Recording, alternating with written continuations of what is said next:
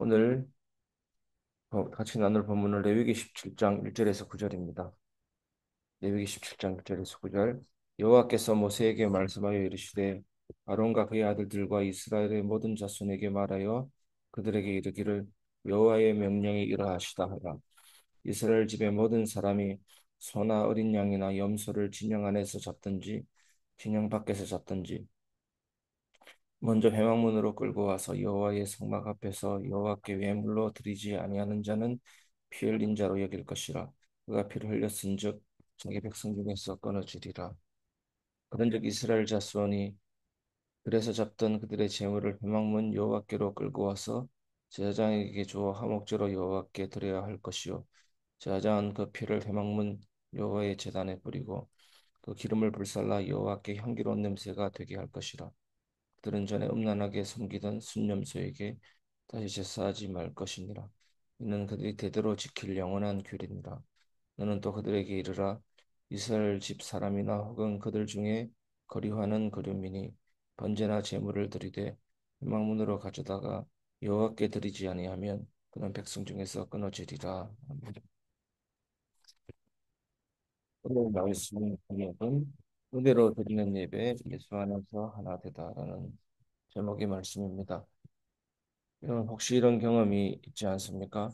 가족끼리 특별한 식사를 하려고 모였는데 누군가 자리에 오지 않았을 때 느껴지는 허전함. 분명 밥상 위에서 좋은 음식이 차려져 있는데 그 자리에 있어야 할 사람이 없으면 그 기쁨이 반으로 줄어듭니다. 이스라엘 백성이 광야에서 가축을 잡을 때 하나님께서는 반드시 회막문 앞으로 가져오라고 하셨습니다. 그냥 자기 집 근처에서 고기를 잡아먹는 것이 아니라 첫 번째 먼저 하나님께 드리고 그 제사를 통해 하나님과 화목을 누린 후에 먹도록 하신 것입니다. 왜 그랬겠습니까? 단순히 규칙을 지키게 하려고 아닙니다. 하나님이 중심이 되는 삶을 잊지 않게 하시려는 사랑의 배려였습니다. 오늘 본문 레위기 17장은 당시 이스라엘에게 있어 예배의 자리가 얼마나 중요한지 보여줍니다. 그런데 오늘 우리에게는 성막도 회막문도 없습니다. 대신 예수님이 우리의 제단이십니다. 참된 성막이 되셨습니다. 이제 우리의 예배는 건물이나 장소에 갇히지 않습니다. 예수 안에서 예수님을 중심으로 모일 때 하나님이 받으시는 예배가 됩니다. 첫 번째, 예수 안에서만 예배가 살아납니다. 이스라엘이 회막문으로 나아가 제물을 드린 이유는 그것이 하나님께서 정하신 유일한 길이었기 때문입니다. 아무리 좋은 마음으로 드려도 하나님의 방식이 아니면 예배가 되지 않았습니다. 오늘날도 마찬가지입니다.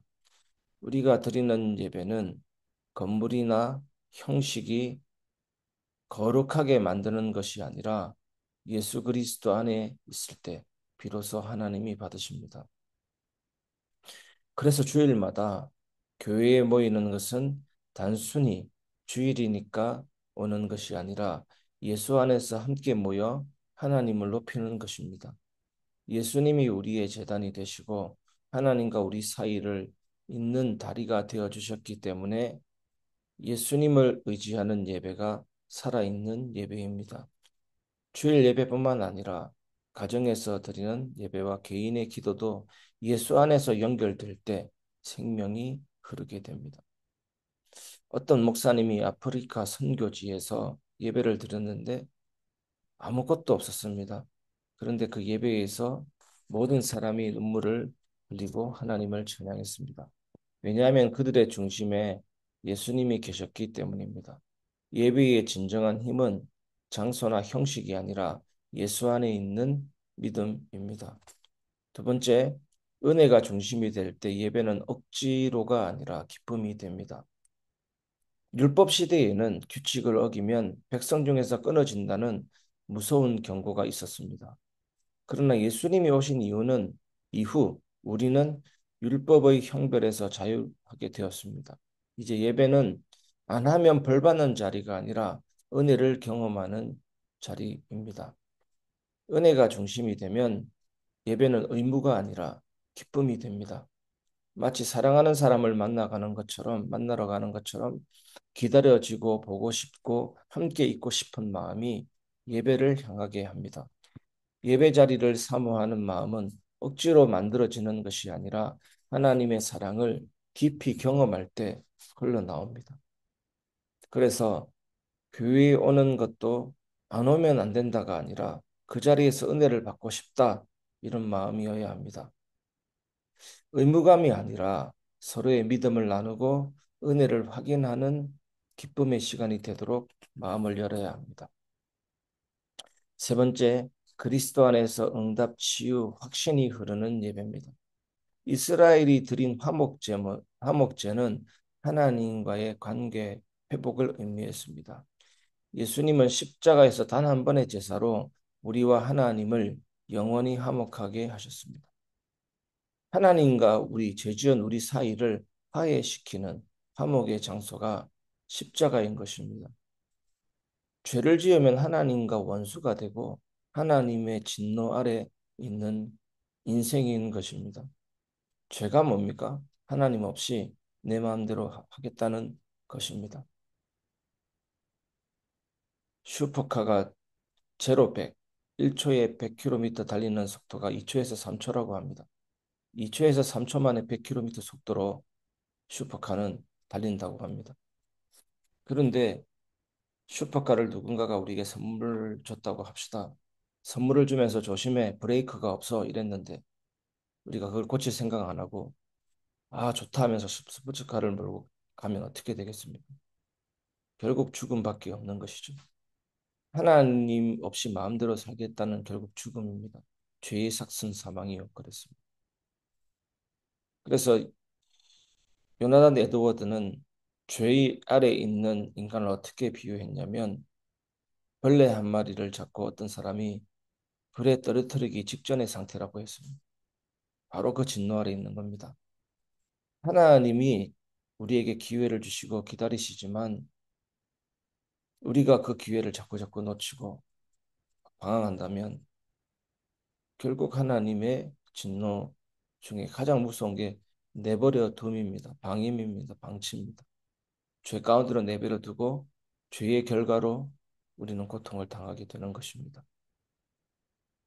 그렇기 때문에 화목제가 필요합니다. 예수님이 우리와 하나님 사이에 화목제물이 되신 것입니다. 그렇기 때문에 오늘 우리가 드리는 예배 속에는 항상 세 가지 은혜가 흐릅니다. 첫째, 응답입니다. 하나님은 말씀과 기도를 통해 우리의 상황에 맞는 응답을 주십니다. 어떤 때는 위로로, 어떤 때는 도전으로 말씀하십니다. 둘째, 치유입니다. 찬양하며 눈물을 흘릴 때, 예배 드릴 때 그동안 쌓였던 상처와 염려가 풀어집니다. 사람의 위로가 아닌 하나님의 위로가 우리의 마음을 만져주십니다. 셋째는 확신입니다. 기도 중에 하나님이 나와 함께 하신다는 믿음이 생깁니다. 그래서 예배는 단순한 모임이 아니라 영혼의 호흡이자 믿음을 세우는 자리입니다.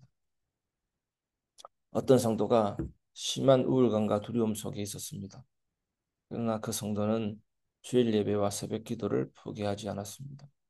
시간이 지나면서 하나님이 주시는 말씀과 찬양 속에서 조금씩 마음이 회복되고 두려움 대신 확신이 자리 잡게 되었습니다. 예배가 그분을 살린 것입니다.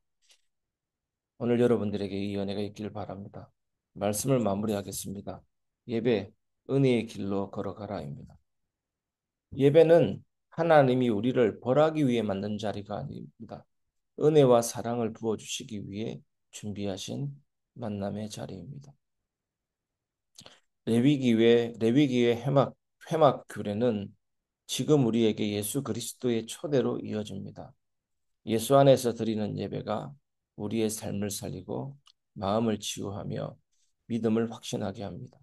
그러니 억지가 아니라 은혜로, 형식이 아니라 기쁨으로 오늘도 주님 안에서 예배하며 하나 되어 살아가시기를 주 예수 그리스도 이름으로 축복합니다.